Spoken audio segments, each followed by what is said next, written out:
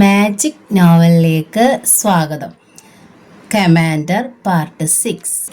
ആഭ്യന്തരമന്ത്രിയുടെ ഔദ്യോഗിക വസതിയായ സ്മാർട്ട് ഹൗസിന് മുന്നിൽ കാർ ബ്രേക്ക് ഇട്ട് നിന്നു. പിന്നിലെ ഡോർ തുറന്ന് SP കമൽദാസ് ഇറങ്ങി. പാറാവ് നിന്നിരുന്ന കോൺസ്റ്റബിൾ സല്യൂട്ട് ചെയ്തു. അപ്പോഴേക്കും ആഭ്യന്തരമന്ത്രിയുടെ സെക്യൂരിറ്റി ചുമതലയുള്ള SI ഓടിയെത്തി. സർ, മിനിസ്റ്റർ അകത്തുണ്ടല്ലോ. Yes sir. കമൽദാസ് വിശാലമായ വിസിറ്റിംഗ് റൂമിലേക്ക് കയറി. വർഷങ്ങൾക്ക് ശേഷമാണ് ഈ മുഖാമുഖം.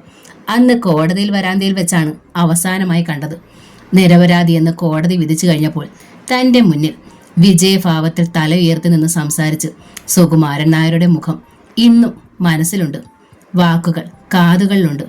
തറവാട്ടിൽ ഇനിയും സുന്ദരികളായ വേലക്കാരികളെ ഞാൻ കൊണ്ടുവരും. അവരിൽ എനിക്ക് വഴങ്ങാത്തവരെ ഞാൻ ബലാത്സംഗം ചെയ്തെന്നും ചിലപ്പോൾ അവർ മരിച്ചെന്നുമൊക്കെ ഇരിക്കും. അന്നും എന്നെ കൊടുക്കാൻ നിനക്കോ കാക്കി അണിഞ്ഞ മറ്റു ബാസ്റ്റേഡുകൾക്കോ കഴിയില്ല.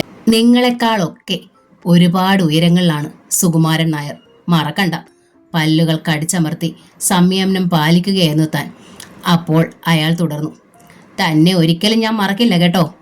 ആദ്യമായി എൻ്റെ കയ്യിൽ വിലങ്ങടിയണം തെരുവിലൂടെ വലിച്ചഴയ്ക്കാനും ധൈര്യം കാണിച്ചവനാണ് നീ. ലോക്കപ്പ് റൂമിലിട്ട് ഒരഞ്ചാംകിട ഗുണ്ടയോടെന്ന പോലെയാണ് നീ എന്നെ അടിച്ചോടിച്ചത്. ആ ആദർശധീരനായിരുന്ന നിന്റെ അച്ഛന് കിട്ടിയതിൽ കൂടുതലൊന്നും നിനക്ക് കിട്ടില്ല. എടാ, പരിസരം മറന്ന് അലറുകയായിരുന്നു. വേണ്ടടാ വേണ്ട. സുകുമാരൻ നായർക്ക് മുന്നിൽ നീ ഒരു തെരുവ് പട്ടിയാണ്. ഓർമ്മ വെച്ചോ, എന്നെ ആദ്യമായി വിലങ്ങണിയിച്ച ആ കൈകൾ ഞാൻ ഇങ്ങെടുക്കും. പോടാ പുല്ലേ. ഇന്നും സുകുമാരൻ നായർ ഒന്നും മറന്നിട്ടില്ല. കഴിഞ്ഞ മന്ത്രിസഭയിൽ അയാൾ ഉണ്ടായിരുന്നപ്പോൾ 3 വർഷം കൊണ്ട് തനിക്ക് 20 ട്രാൻസ്ഫർ ആണ് തന്നത്. സർ. ശബ്ദം കേട്ട് SP കമൽദാസ് തലതിരിച്ചു. മുന്നിൽ മന്ത്രിയുടെ PA. അദ്ദേഹം കാത്തിരിക്കുന്നു. കമൽദാസിന്റെ ഷൂസ് അണിഞ്ഞ കാലുകൾ മൊസേക്ക് ഫ്ലോറിൽ ആഞ്ഞു അമർന്നുകൊണ്ടിരുന്നു. അതിൻ്റെ ഇടിമുഴക്കങ്ങളായി ആ കൂറ്റൻ ബംഗ്ലാവിൻ്റെ ഓരോ മൂലയിലും തല്ലി അലച്ചു. ആഭ്യന്തരമന്ത്രി അസ്വസ്ഥനായി. ബുള്ളറ്റുകൾ പോലെ കമൽദാസിന്റെ കനത്ത കാലടി ഒച്ചകൾ അയാളുടെ കാതു തുളച്ചു. സുകുമാരൻ നായരുടെ മനസ്സിൽ അയാളുടെ മുഖം തെളിഞ്ഞു. അറിയാതെ കവിളിൽ തടവി നോക്കി. പല്ലുകൾ ഞെരിഞ്ഞു. ആദ്യമായി തൻ്റെ നേരെ കൈ ഉയർത്തിയ പട്ടിയാണ് വന്നുകൊണ്ടിരിക്കുന്നത്. പക്ഷേ സംയമനം പാലിച്ചു. അർജുൻ മരണപ്പെട്ടാലും ഇവിടെ നിന്നിനി കമൽദാസിന് മടക്കയാത്ര ഉണ്ടാവില്ല. അതൊക്കെ താൻ നേരത്തെ തീരുമാനിച്ചുറച്ചു കഴിഞ്ഞതാണ്.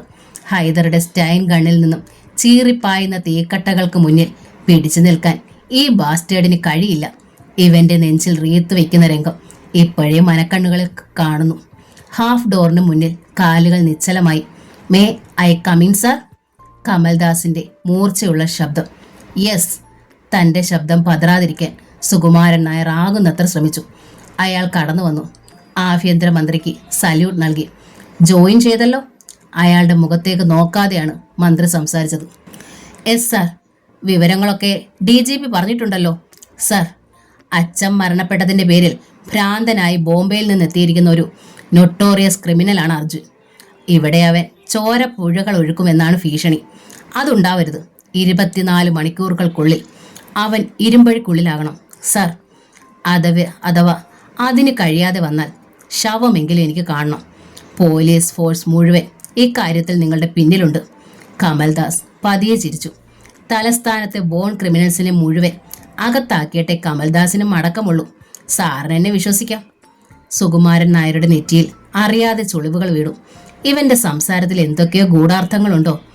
അർജുൻ്റെ ആൾക്കാർ ഹരിപ്പാട്ട് വെച്ച് നിങ്ങളെ വധിക്കാൻ ശ്രമിച്ചെന്നറിഞ്ഞു sir.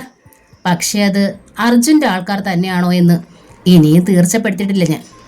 What do you mean? Kamaldas ആഭ്യന്തരമന്ത്രിയുടെ കണ്ണുകളിലേക്ക് ഉറ്റുനോക്കി. യെസ്, അർജുൻ്റെ പേര് പറഞ്ഞ് മറ്റാരെങ്കിലും ചെയ്താലും മതിയല്ലോ. എന്തിന്? അതും ഒരു തന്ത്രമാണ്.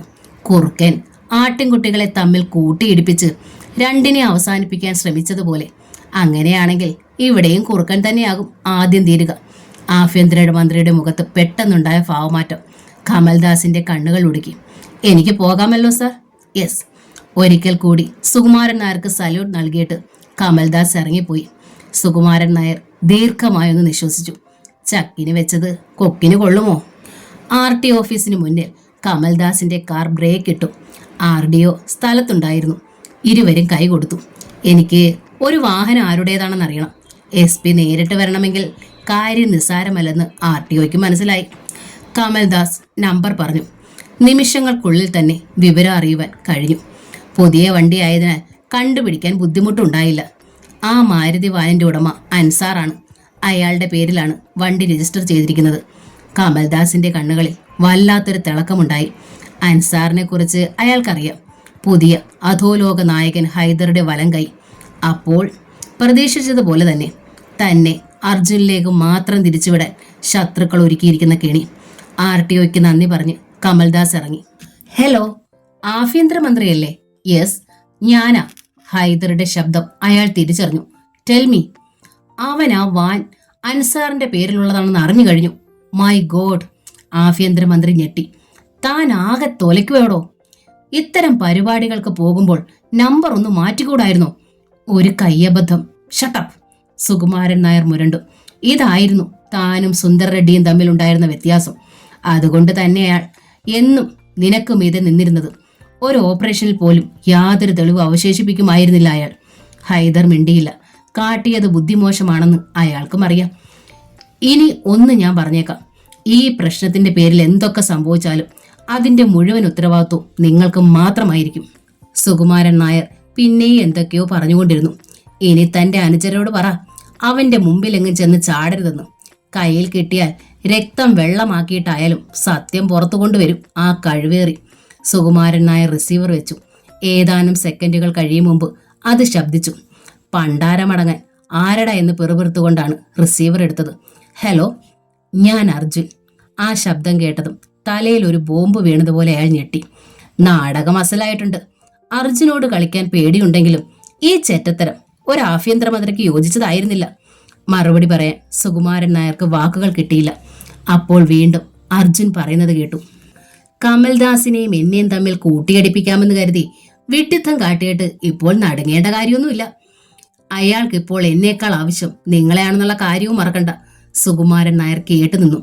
കാക്കിക്കുള്ളിലെ ക്രിമിനൽ എന്ന് വിശേഷിപ്പിക്കാവുന്ന കമൽദാസ് കണ്ണും കാതും തുറന്ന് കാത്തു നിന്നാൽ പോലും അർജുന്റെ ഹിറ്റ് ലിസ്റ്റിലുള്ളവരുടെ ജീവൻ രക്ഷിക്കാൻ കഴിയില്ല.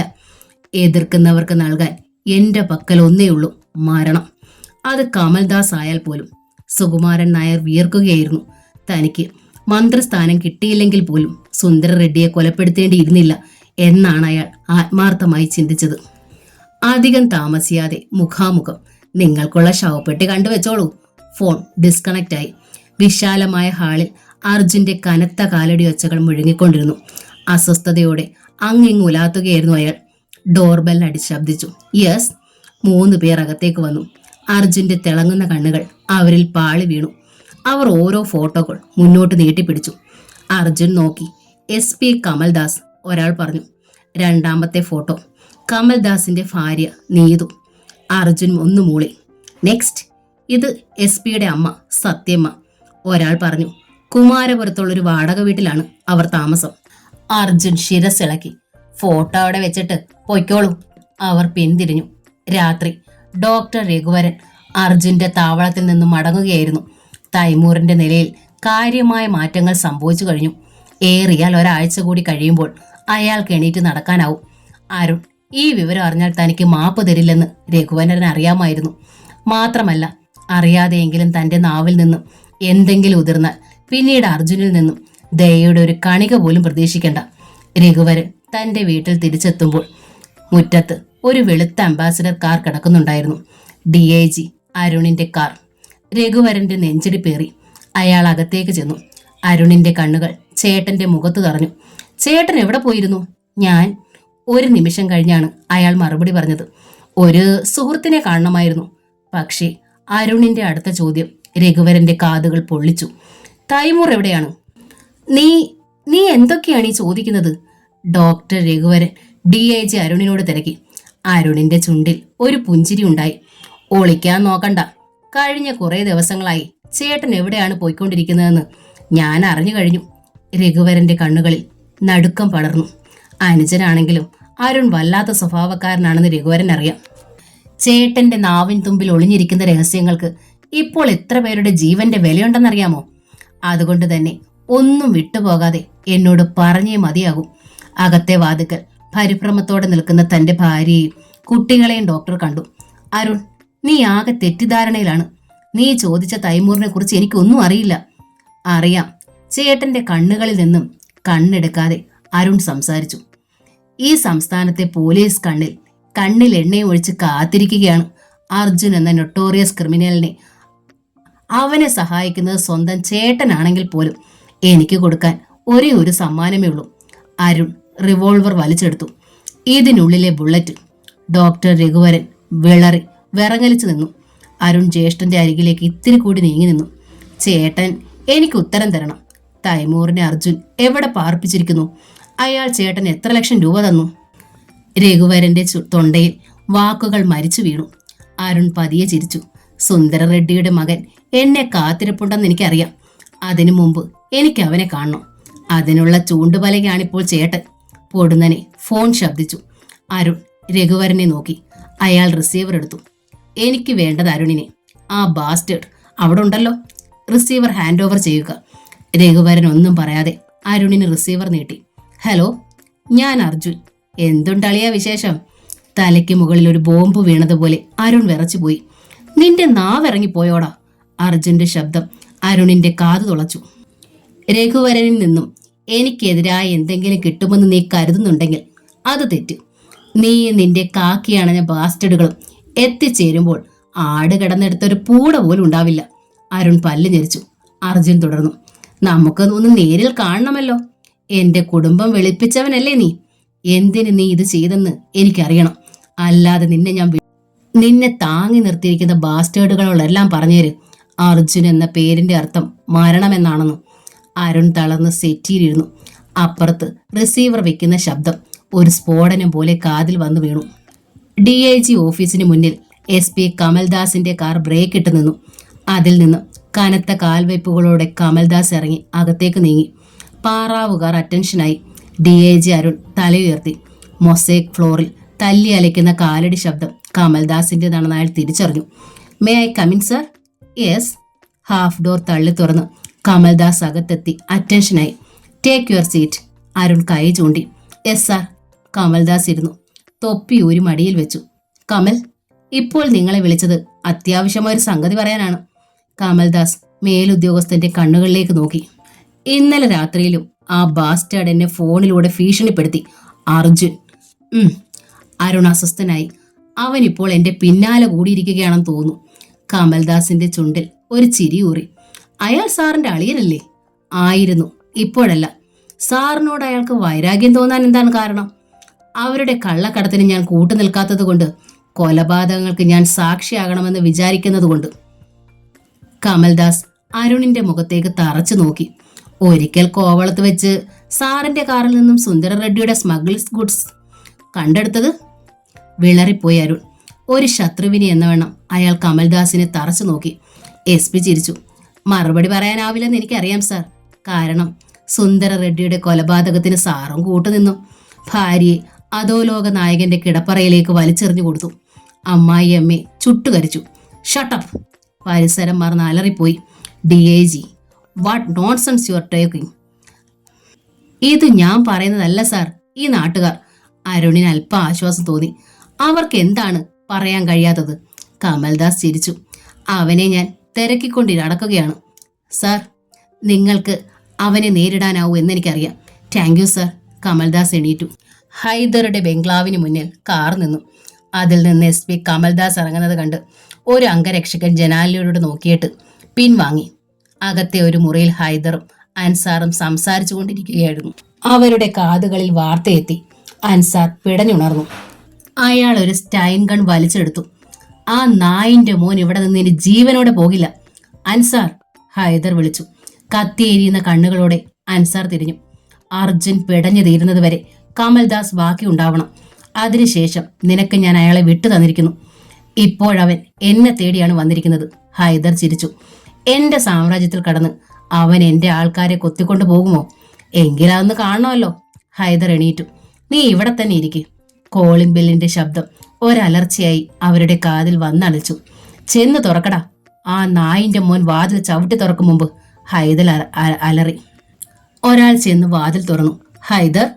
ഉണ്ട് സർ. കമൽദാസ് അകത്തേക്ക് കയറി. 1/2 കോടിയെങ്കിലും വിലമതിക്കുന്ന ഹൈദറുടെ വിസിറ്റിംഗ് റൂമിലൂടെ കണ്ണുകൾ അഴിഞ്ഞു. പിന്നിൽ പാദപതന ശബ്ദം. അയാൾ തലതിരിച്ചു. ഹൈദർ. അയാൾ SP വണങ്ങി. പുതിയ ആൾ ചാർജ് എടുത്തിട്ടുണ്ടെന്നറിഞ്ഞു. ഒന്ന് കാണണമെന്നുണ്ടായിരുന്നു, ഹൈദർ പറഞ്ഞു. എന്തിന്? കമൽദാസ് വെട്ടിത്തിരിഞ്ഞു. നിങ്ങൾ എന്തിന് എന്നെ കാണണം? എന്തെങ്കിലും പരാതി പറയാനുണ്ടോ? ഹൈദറുടെ കണ്ണുകളിൽ ഒരു തീപ്പൊരി പാറി വീണു. അതിനല്ല, പക്ഷേ ഏത് വലിയ പോലീസ് ഉദ്യോഗസ്ഥൻ ചാർജ് എടുത്താലും ഹൈദറെ പരിചയപ്പെടാറുണ്ട്. ഓഹോ, അപ്പോൾ താൻ അത്രയ്ക്ക് കേമനാണോ? അതിരിക്കട്ടെ, VIP ആകാൻ നിങ്ങൾക്കുള്ള യോഗ്യത എന്താണ്? തെരുവ് ഗുണ്ടയിൽ നിന്നും ഈ കാണുന്ന സൗഭാഗ്യങ്ങളിലേക്കുള്ള ഉയർച്ചയോ? ഹൈദറുടെ കണ്ണിൽ വീണ തീപ്പൊരി കത്തി എരിയാൻ തുടങ്ങിയിരുന്നു. നോക്ക്, വീട്ടിൽ വരുന്നവരെ മാന്യമായി ഞാൻ മടക്കി അയക്കാറുള്ളൂ. നീ എത്ര കേമനായാലും ഹൈദർക്കൊരു പുല്ലുമില്ല. പറയ്, ഇവിടെ വന്നത് എന്തിനാണെന്ന് പറഞ്ഞിട്ട് പോ. എനിക്ക് അൻസാറിനെ വേണം. ഏതൻസാർ? നിങ്ങളുടെ വലം കൈ. ഓ, അവനോ? കഴിഞ്ഞ 2 മാസമായി ഞങ്ങൾ തമ്മിൽ തെറ്റിപ്പിരിഞ്ഞിട്ട്. എന്താ സാറേ കാര്യം? വേല ഇറക്കിയൊന്നും വേണ്ട. നിങ്ങൾ തമ്മിൽ തെറ്റിപ്പിരിഞ്ഞിട്ടുമില്ല. എവിടെ ഉണ്ടെങ്കിലും അവനെ ഞാൻ പൊക്കുമെന്ന് പറഞ്ഞേര്. കമൽദാസ് കനത്ത കാലടികളോടെ പുറത്തേക്ക് നടന്നു. ഹൈദറുടെ ചുണ്ടിലൊരു ചിരിയുണ്ടായി. ഹോ, പിന്നെ നീ ഞൊട്ടും. പുറത്ത് കാർ അകന്നു പോകുന്ന ശബ്ദം. ക്രിസ്റ്റഫർ, അർജുൻ വിളിച്ചു. സാബ്. അയാൾ തലയുയർത്തി. നമുക്ക് ശത്രുക്കൾ ഏറെയാണിപ്പോൾ. SP കമൽദാസിന്റെ രഹസ്യങ്ങൾ മണത്തറിയാൻ ഒരു പോലീസ് നായേക്കാൾ മിടുക്കുണ്ട്. അതിനാൽ ഇനിയുള്ള നീക്കം വളരെ സൂക്ഷിച്ചു വേണം. ഡോക്ടർ രഘുവരൻ നമ്മളെ സഹായിച്ച വിവരം അരുൺ അറിഞ്ഞു കഴിഞ്ഞ സ്ഥിതിക്ക് നമുക്ക് തൈമൂറിനു വേണ്ടി മറ്റൊരു ഡോക്ടറുടെ സഹായം വേണ്ടിയിരിക്കുന്നു. ക്രിസ്റ്റഫർ ശിരസിളക്കി. കണക്കുകൾ തീർക്കേണ്ട സമയം അതിക്രമിക്കുകയാണ്. ഹൈദർക്ക് ഒരു ഷോക്ക് ട്രീറ്റ്മെന്റ് ഉടനെ കൊടുക്കണം. എന്റെ കുഞ്ഞു പെങ്ങൾ രാധയെ ചവിട്ടി അരച്ചവനല്ലേ ഹൈദർ? അതിന് പറ്റിയ മറുപടിയാകണം അവന്. അർജുൻ പറയുന്നത് ക്രിസ്റ്റഫറിന് മനസ്സിലാകുന്നുണ്ടായിരുന്നു. അയാൾ എണീറ്റു. മനക്കണ്ണുകളിൽ അപ്പോൾ ഹൈദറുടെ ബീവി സുൽഫത്തിന്റെ രൂപമായിരുന്നു. കുതിച്ചു പായുകയായിരുന്നു ആ ബെൻസ് കാർ. അതിന്റെ പിൻസീറ്റിൽ ചാരി ഒരു ചക്രവർത്തിനിയെ പോലൊരു ഹൂറിയുണ്ടായിരുന്നു സുൽഫത്ത്. അവളുടെ വിടർന്ന വലിയ മിഴികളും ഒതുങ്ങിയ അരക്കെട്ടും മുഴുത്ത മാറിടങ്ങളും മറ്റുള്ളവർക്ക് എന്ന് ഹരമാണല്ലോ. ആഴ്ചയിൽ ഒരിക്കൽ ഇപ്പോൾ സുൽഫത്തിനൊരു ഷോപ്പിംഗ് ഉണ്ട്. അവളെ കാണുമ്പോൾ മറ്റുള്ളവർ ഭയഭക്തി ബഹുമാനങ്ങളോടെ ഒഴിഞ്ഞു നിൽക്കും. അതുതന്നെ സുൽഫത്തിനൊരു ഹരമാണ്. ചക്രവർത്തിനിയെ പോലെ അവർക്കിടയിൽ വിരാജിക്കും. Car national ഹൈവേയിലൂടെ പായുകയായിരുന്നു. പൊടുന്നനെയാണ് പിന്നിൽ ഒരു ബൈക്ക് പ്രത്യക്ഷപ്പെട്ടത്. അതിൽ 2 പേരുണ്ടായിരുന്നു. ഇരുവരും ഹെൽമറ്റും ഗ്ലാസുകളും അണിഞ്ഞിരുന്നു. മുന്നിലെ ട്രാഫിക്കിൽ വാഹനങ്ങൾ കുരുങ്ങി. കാറിന്റെ ഒപ്പം തന്നെ ബൈക്ക് നിന്നു. സെക്കൻഡുകൾ. ഞൊടിയിടയിൽ പിന്നിലിരുന്ന മനുഷ്യൻ കുതിച്ചു ചാടി. കാറിന്റെ ഡ്രൈവറുടെ കഴുത്തിൽ ഉൽക്കയെ പോലെ അയാളുടെ കൈ വന്നു വീണു. വല്ലാത്തൊരു വിലാപത്തോടെ ഡ്രൈവർ സീറ്റിലേക്ക് ചാഞ്ഞു. ആ നിമിഷത്തിൽ അയാളെ തള്ളി മാറ്റി ആ മനുഷ്യൻ കാറിനുള്ളിൽ കയറി. എടാ, സുൽഫത്ത് അലറി. അയാൾ പിന്നോട്ട് തിരിഞ്ഞ് അവളുടെ മുഖം അടച്ചൊരടി കൊടുത്തു. ബൈക്ക് ഉപേക്ഷിച്ച് രണ്ടാമനും കാറിൽ കയറി കഴിഞ്ഞിരുന്നു. പിൻസീറ്റിൽ ട്രാഫിക് പോസ്റ്റിൽ പച്ച ലൈറ്റ് കത്തി. ബൈക്കിൽ വന്ന മനുഷ്യൻ ഡ്രൈവറെ തള്ളി മാറ്റിയിട്ട് കാറിന്റെ നിയന്ത്രണം ഏറ്റെടുത്തു. ട്രാഫിക് പോസ്റ്റിൽ പച്ച ലൈറ്റ് കത്തിയതോടെ വാഹനങ്ങളെല്ലാം മുന്നോട്ട് നീങ്ങി കഴിഞ്ഞിരുന്നു. അവർ വന്ന ബൈക്ക് അവിടെ അനാഥമായി കിടന്നു. അധികമാരും ഈ രംഗം കണ്ടതുമില്ല. എല്ലാം ഏതാനും സെക്കൻഡുകൾക്കുള്ളിലാണ് നടന്നത്. എന്ത് തോന്നിയാസമാണിത്? സുൽഫത്ത് ഗർജിച്ചു. ഞാൻ ആരാണെന്നറിയാമോ? വായടയ്ക്കുന്ന നായിന്റെ മോളെ. പിൻസീറ്റിൽ കയറി ഹെൽമെറ്റ് ധാരി കൈ ചൂണ്ടി. ആരായാൽ എന്താടി? മറ്റു പെണ്ണുങ്ങൾക്കുള്ളതിൽ കൂടുതൽ വല്ലതുമുണ്ടോ നിനക്ക്? സുൽഫത്ത് പൊളഞ്ഞുപോയി. കാർ നിർത്തടാ. മിണ്ടരുത്, കൊന്നുകളയും. അയാൾ ഒരു റിവോൾവർ എടുത്ത് അവളുടെ കഴുത്തിൽ അമർത്തി. സുൽഫത്തിന്റെ കണ്ണു തള്ളി. കാർ കുതിക്കുകയാണ്. സീറ്റിനിടയിൽ നിന്നും ഒരിക്കൽ മാത്രമേ ഡ്രൈവർ തലയുയർത്തിയുള്ളൂ. അപ്പോഴേക്കും ഉഗ്രൻ ഒരടിയേറ്റിരുന്നു. 2 പേരും ഹെൽമെറ്റുകൾ അഴിച്ചു മാറ്റി. സുൽഫത്ത് തുറച്ചു നോക്കി. അവൾക്ക് തികച്ചും അപരിചിതരായിരുന്നു അവർ. കാറിന്റെ സൈഡ് ഗ്ലാസുകൾ ഉയർന്നു. സുൽഫത്ത് റിവോൾവറിൽ ബാരലിൽ നടുങ്ങിയിരുന്നു. അവൾക്ക് അജ്ഞാതമായ ഏതോ വഴിയിലൂടെ തിരിഞ്ഞു കഴിഞ്ഞിരുന്നു കാർ. ഹൈദർ നടുങ്ങിപ്പിടഞ്ഞെണീറ്റു.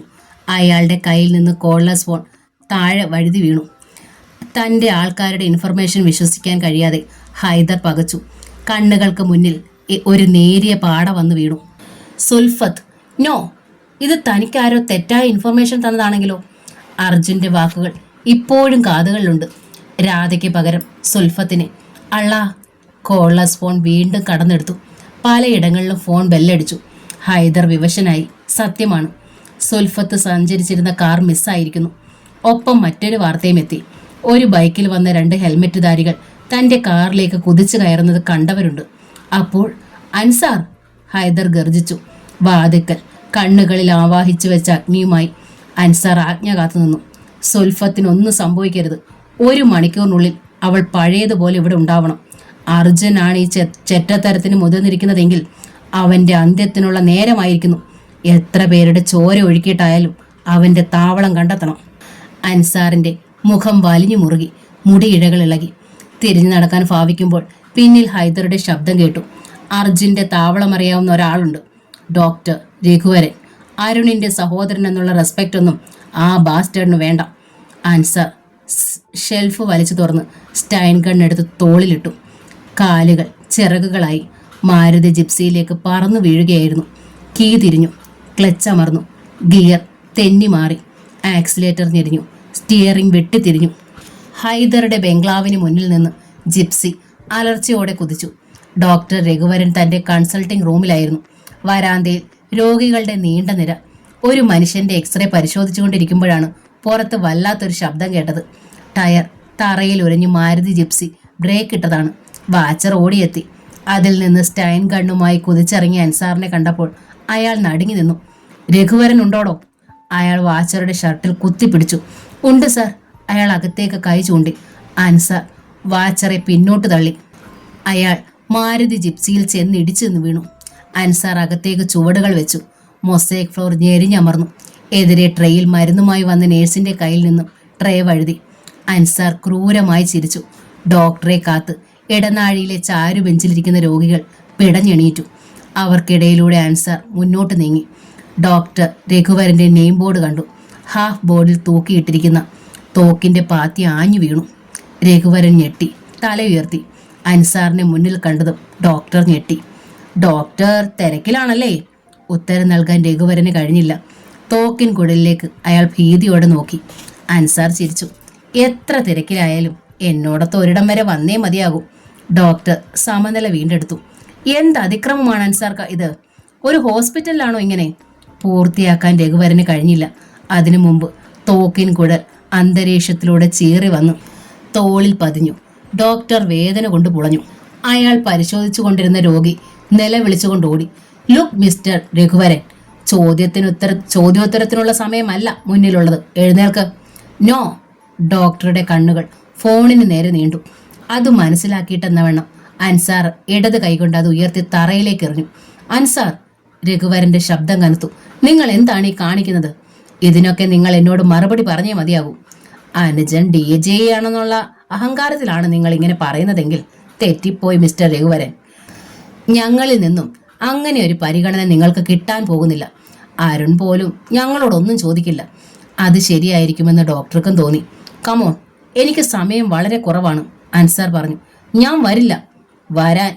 അയാളുടെ ശബ്ദത്തിന് വീണ്ടും മാറ്റമുണ്ടായി. അത്ര വേഗം തോറ്റുകൊടുക്കാൻ രഘുവരനും ഒരുക്കമല്ലായിരുന്നു. ഡ്യൂട്ടി സമയത്ത് ഞാൻ ഒരിടത്തേക്കുമില്ല. ആഹാ! ഡോക്ടറുടെ മുഖമടച്ച് അൻസാർ കൈ വീശിയടിച്ചു. പക്ഷേ രഘുവരൻ അടി തടഞ്ഞു. ഒരു മൂന്നാംകിട ഗുണ്ടയുടെ മുന്നിൽ തോക്കുന്നവനല്ലടാ ഞാൻ. അൻസാർ കൈ തട്ടി മാറ്റി. തോക്കിന്റെ പാത്തി കൊണ്ട് ഡോക്ടറുടെ മുഖത്തടിച്ചു. വല്ലാത്തൊരു വിലാപത്തോടെ രഘുവരൻ സീറ്റിലേക്ക് വീണു. റൂമിന് പുറത്ത് ഹോസ്പിറ്റൽ ജീവനക്കാർ തടിച്ചുകൂടി കഴിഞ്ഞു. കളി തുടരുന്നതിൽ അർത്ഥമില്ലെന്ന് മനസ്സിലാക്കിയ അൻസാർ വീണ്ടും തോക്ക് വീശിയടിച്ചു. ഡോക്ടറുടെ മൂക്കിലൂടെ രക്തത്തുള്ളികൾ ഇറ്റു വീണു. അൻസാർ ഡോക്ടറുടെ വെളുത്ത ഷർട്ടിൽ കുത്തിപ്പിടിച്ചുയർത്തി. തോക്കിന്റെ ബാരൽ പുറത്തേ മറന്നു. നോക്ക്, എന്നെ അനുസരിക്കാത്ത പക്ഷം ഒരു പേപ്പട്ടിയെ പോലെ നിങ്ങളെ വെടിവെച്ച് കൊല്ലാനും ഞാൻ മടിക്കില്ല. ഹാഫ് ഡോർ തുറന്ന് ഇരുവരും പുറത്തെത്തി. ഹോസ്പിറ്റൽ ജീവനക്കാരും രോഗികളും ഭയന്ന് വഴിയൊഴിഞ്ഞു. മാരുതി ജിപ്സിയിലേക്ക് എടുത്തെറിയുകയായിരുന്നു ഡോക്ടറെ. അൻസാറും സീറ്റിൽ ചാടി വീണു. അത് പുറത്തേക്ക് പാഞ്ഞു.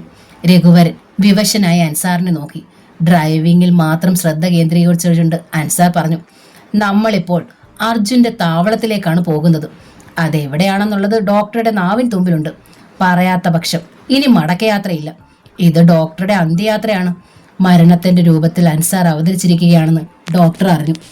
വിശാലമായൊരു ഹാളിലേക്ക് സുൽഫത്ത് എടുത്തറിയപ്പെട്ടു. അവൾ അവിടെ നിന്ന് എഴുന്നേൽക്കാൻ ഭാവിക്കുമ്പോൾ മുന്നിൽ ഒരു മനുഷ്യൻ നിൽക്കുന്നു. അയാളുടെ കാൽ ചുവട്ടിലാണ് താനെന്ന് അവൾ അറിഞ്ഞു. എഴുന്നേൽക്കൂ. ആ ശബ്ദത്തിന്റെ ഉടമ ക്ഷണനേരത്തിനുള്ളിൽ അവൾക്ക് മനസ്സിലായി. അർജുൻ. ഒരിക്കൽ ഫോണിലൂടെ കേട്ട ശബ്ദം ഇപ്പോഴും മനസ്സിലുണ്ട്. സുൽഫത്ത് എണീറ്റു. അർജുന്റെ സൗന്ദര്യത്തിന് മുന്നിൽ അവൾ ഒരു നിമിഷം പതറി. ആരോഗ്യവും സൗന്ദര്യവുമുള്ള പുരുഷന്മാർ എന്നും അവൾക്ക് ബലഹീനതയാണല്ലോ. എന്നിരുന്നാലും താൻ ഇന്ന് തിരുവനന്തപുരം അടക്കി വാഴുന്ന അധോലോക നേതാവിന്റെ ബീവിയാണ്. മുന്നിൽ നിൽക്കുന്നത് ശത്രുവും. അയാളെ മോഹിച്ചൂടാ, കാമിച്ചൂടാ. ഒരു പാഠം സുൽഫത്ത് ഉൾക്കൊണ്ട് കഴിഞ്ഞിരുന്നു. എവിടെ താൻ പതറിയാൽ, വഴങ്ങിയാൽ തന്റെ ഭർത്താവിനാണ് അതിന്റെ ക്ഷീണം. സുൽഫത്ത് എണീറ്റു. മനസ്സിലെ ഭീതി മറച്ചു വെച്ചുകൊണ്ടവൾ അർജുനെ നോക്കി. സ്ത്രീകളെ തട്ടിക്കൊണ്ടു പോരുന്നത് പുരുഷന്മാർക്ക് ഭൂഷണമല്ല. അന്യന്റെ ഭാര്യയെ ബലാത്സംഗം ചെയ്യുന്നത് നിന്റെ ഭർത്താവിന് ഭൂഷണമാണെങ്കിൽ ഇതിലെന്താടി തെറ്റ്? അവൾ മറുപടി പറയാൻ വാക്കുകൾക്കായി പരതി. പെട്ടെന്ന് അർജുന്റെ കണ്ണുകളിലേക്ക് നോക്കി ചോദിച്ചു, എന്നെ എന്തിനിവിടെ കൊണ്ടുവന്നു? നിന്റെ ശവശരീരം ഹൈദരുടെ മുന്നിലേക്ക് ഇട്ടുകൊടുക്കാൻ. സുൽഫത്ത് പൊട്ടിച്ചിരിച്ചു. അർജുൻ ചുളിയഞ്ഞ നെറ്റിയോടെ അവളെ നോക്കി. അങ്ങനെ ചെയ്താൽ നാളത്തെ പ്രഭാതം നിങ്ങൾ കാണുമോ? കൈ നിവർത്തി കരണക്കുറ്റിക്ക് ഒരടിയായിരുന്നു മറുപടി. സുൽഫത്ത് വട്ടം കറങ്ങി തറയിൽ വീണു. ജിപ്സി വെട്ടിത്തിരിഞ്ഞു.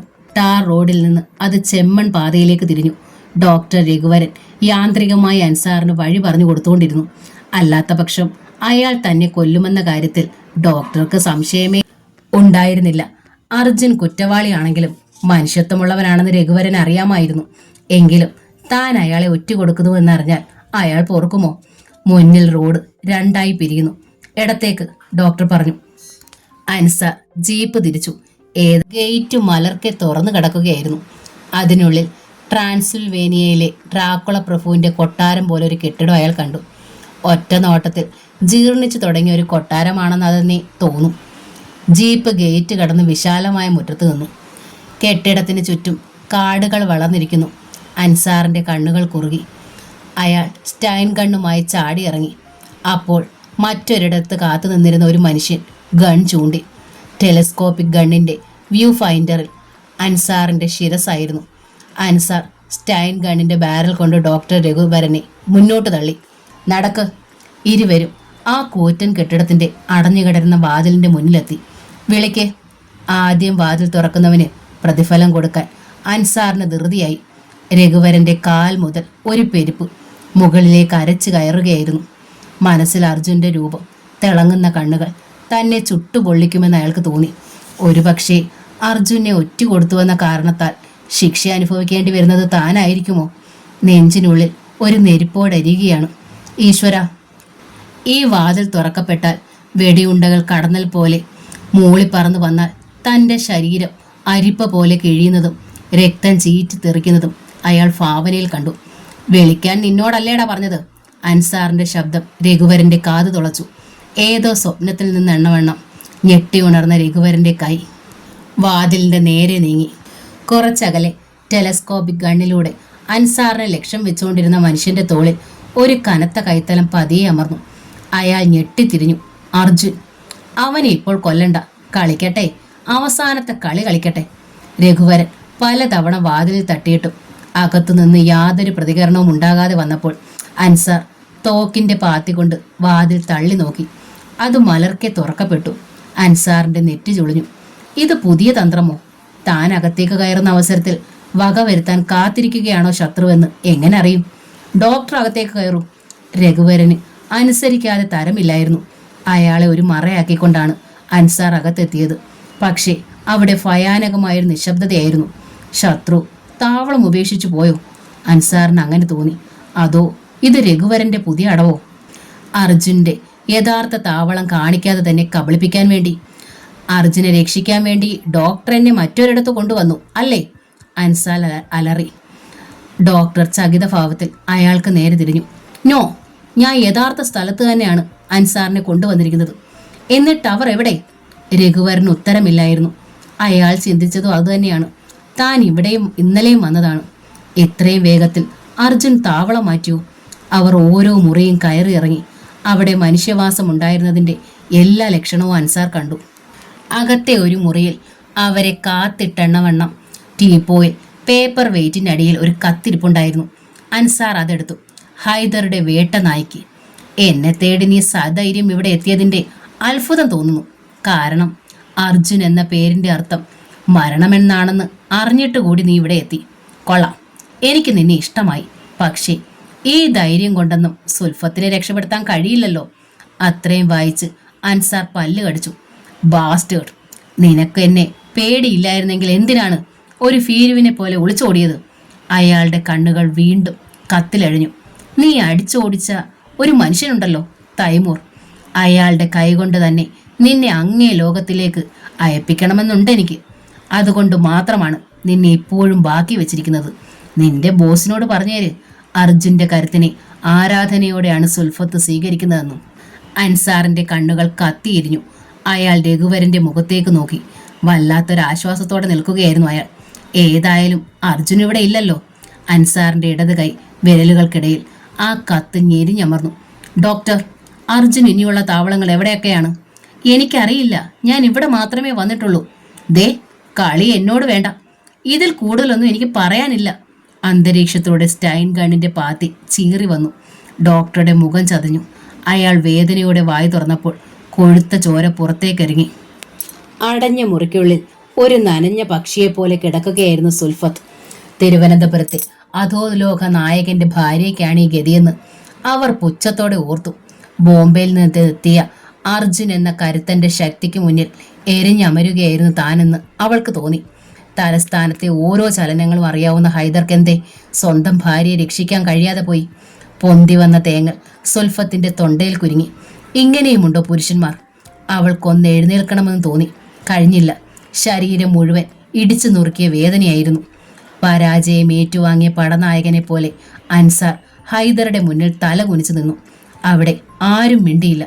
എല്ലാ മുഖങ്ങളിലും നിറഞ്ഞ ഉത്കണ്ഠയുണ്ടായിരുന്നു. കോപം വന്നാൽ എന്തും ചെയ്യാൻ മടിയില്ലാത്തവനാണ് ഹൈദറെന്ന് അനുയായികൾക്ക് അറിയാമായിരുന്നു.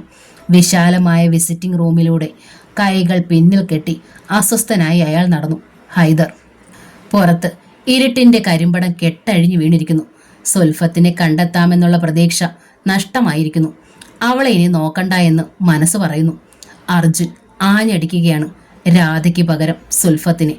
അങ്ങനെ ചിന്തിച്ച നിമിഷം ഫോൺ ശബ്ദിച്ചു. ആ ശബ്ദം കെട്ടിടത്തിന്റെ ഓരോ മുറിയിലും കിടിലം സമ്മാനിച്ചു. ഹൈദറുടെ നെറ്റിയിൽ ചുളിവുകൾ വീണു. ഫോണിനരികിലേക്ക് ചുവടുകൾ നീങ്ങി. റിസീവർ ഉയർന്നു. ഹലോ, ഞാനാണ്. അർജുന്റെ ശബ്ദം. ബാസ്റ്റേഡ്, എവിടെടാ എൻ്റെ സുൽഫത്ത്? അവർ എപ്പോഴേ രാധയോടൊപ്പം യാത്രയായി കഴിഞ്ഞു. ആ മറുപടി കേട്ട് ഹൈദർ വിറച്ചുപോയി. രാധയോടൊപ്പം? അപ്പോൾ ഒറ്റ നിമിഷം കൊണ്ട് ഹൈദറുടെ തൊണ്ടയിലെ ജലം വറ്റി വരണ്ടു. ശബ്ദിക്കാനാകാതെ അയാൾ പകച്ചു നിൽക്കുമ്പോൾ കാതിനുള്ളിലേക്ക് കനലുകൾ കോരിയിടുന്നത് പോലെ അർജുന്റെ ശബ്ദം ചീറിയെത്തി.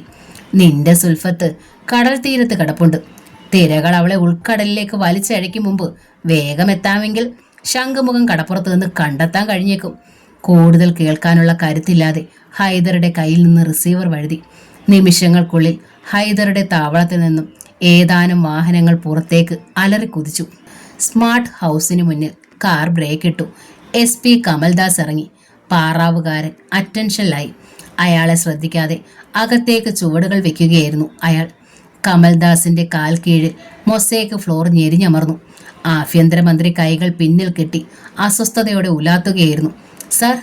കമൽദാസിന്റെ ശബ്ദം കേട്ട് അയാൾ വെട്ടിത്തിരിഞ്ഞു. ആഭ്യന്തരമന്ത്രി അലറി. തന്റെ കാൽ കീഴിൽ ആ ബാസ്റ്റേഡ് വിലസി നടക്കുകയാണ്. താൻ അതറിയാഞ്ഞതോ അതോ അറിയില്ലെന്ന് ഭാവിക്കുന്നതോ? ഒന്നും മനസ്സിലാകാത്ത ഭാവത്തിൽ അയാൾ ആഭ്യന്തരമന്ത്രിയെ തന്നെ നോക്കി നിന്നു. എത്രയും വേഗം ഇവിടെ എത്തണമെന്ന് മെസ്സേജ് കിട്ടിയതുകൊണ്ടാണ് വന്നത്. സുകുമാരൻ നായർ തുടർന്നു. നിങ്ങളെ ഇവിടേക്ക് വലിച്ചഴിച്ചുകൊണ്ട് വന്നത് പുണ്യം കിട്ടാൻ വേണ്ടിയൊന്നുമല്ല. അപ്പോഴും SP മിണ്ടിയില്ല. എന്താടോ, തന്റെ നാവിറങ്ങിപ്പോയോ? സാർ പറയുന്നത് എനിക്ക് മനസ്സിലായില്ല. ആരെക്കുറിച്ചാണ് പറയുന്നത്? അവനെക്കുറിച്ച് തന്നെ. ആ നായിന്റെ മോൻ അർജുനെക്കുറിച്ച്. എനിക്ക് വളരെ വേണ്ടപ്പെട്ട ആളാണ് ഹൈദർ. അയാളുടെ ഭാര്യയാണ് അവൻ. എന്നിട്ട് നിങ്ങളുടെ ഭാഗത്തു നിന്ന് എന്ത് നീക്കമുണ്ടായി? സുൽഫത്തിന്റെ മൃതദേഹം ഇൻക്വസ്റ്റ് തയ്യാറാക്കി പോസ്റ്റ്മോർട്ടത്തിന് അയച്ചിട്ടുണ്ട് സാർ. ഷട്ടപ്പ്. സുകുമാരൻ നായരുടെ ഭാവം മാറി. തർക്കുത്തരം പറയുന്നോ? സുൽഫത്ത് ആരായിരുന്നെന്ന് തനിക്കറിയാമോ? അവർക്കുണ്ടായിരുന്ന വില എന്തായിരുന്നെന്ന് തനിക്കറിയാമോ? Sure sir. സുൽഫത്ത് അമിത കാമാവേശമുള്ളൊരു വേശിയായിരുന്നു. അവൾക്കുണ്ടായിരുന്ന വില ഒരു മൂന്നാംകിട വേശ്യയ്ക്കുള്ളതായിരുന്നു. കമൽദാസ്! ആ ശബ്ദം സ്മാർട്ട് ഹൗസിന്റെ ഓരോ മൂലയിലും തല്ലിയലച്ചു. യെസ്. കമൽദാസും ഒട്ടും വിട്ടുകൊടുത്തില്ല. അവൾ സാറിന് വേണ്ടിയും കിടക്ക വിരിച്ചിട്ടില്ലെന്ന് എന്റെ മുഖത്ത് നോക്കിയൊന്ന് പറയാമോ? സുകുമാരൻ നായർ പതറിപ്പോയി. വിളറിയ ഭാവത്തിൽ അദ്ദേഹം കമൽദാസിനെ നോക്കി. ചുണ്ടിൽ ഊറിക്കൂടിയ പുഞ്ചിരി വിദഗ്ധമായി ഒളിപ്പിച്ചിട്ട് SP സംസാരിച്ചു. സർ, താങ്കൾ അത് നിഷേധിക്കുകയാണെങ്കിൽ തെളിവ് ഹാജരാക്കാനും ഞാൻ ഒരുക്കമാണ്. സുകുമാരൻ നായർ തളർച്ചയോടെ സെറ്റിയിലേക്ക് വീണു. അയാളുടെ നെറ്റിയിൽ വിയർപ്പ് കണങ്ങൾ ഉരുണ്ടുകൂടി കഴിഞ്ഞിരുന്നു. അല്പനേരം കൊണ്ട് അവിടെ നിശബ്ദത കനത്തു. അവസാനം തളർന്ന ശബ്ദത്തിൽ ആഭ്യന്തരമന്ത്രി പറഞ്ഞു, ഹൈദറെ പിണക്കിക്കൂടാ. അത് നമുക്ക് ആപത്താണ്. നമുക്കെന്ന് പറയണ്ട, സാറിന് ആപത്തായിരിക്കും. ആ പട്ടിയെ പേടിക്കേണ്ട ആവശ്യം എനിക്കില്ല. പിന്നെ അർജുനും ഹൈദറും തമ്മിലുള്ളത് വ്യക്തിപരമായ കണക്കുകളാണ്. അതിനുള്ളിൽ തലയിടാനോ അധോലോകക്കാർക്ക് കാവൽ നിൽക്കാനോ എനിക്ക് വയ്യ. എന്റെ ഡ്യൂട്ടി ഞാൻ ചെയ്യും. തന്തയ്ക്ക് പിറക്കാഴിക കാണിക്കുന്നത് അർജുനായാലും ഹൈദറായാലും കമൽദാസിന് മുമ്പിൽ മാപ്പില്ല. ഒരു കാര്യത്തിൽ സാറിന് എന്നെ വിശ്വസിക്കാം. ബോംബെയിൽ നിന്ന് ഇവിടെ എത്തിയിരിക്കുന്ന അർജുന് ഇനി മടക്കയാത്ര ഉണ്ടാവില്ല. അതുപോലെ തന്നെ തിരുവനന്തപുരത്ത് ഒരു അധോലോകം വാഴാനും ഞാൻ അനുവദിക്കില്ല. തിരിച്ചു പോക്കിനു മുമ്പ് ഇതെല്ലാം ഞാൻ ശരിയാക്കിയിരിക്കും.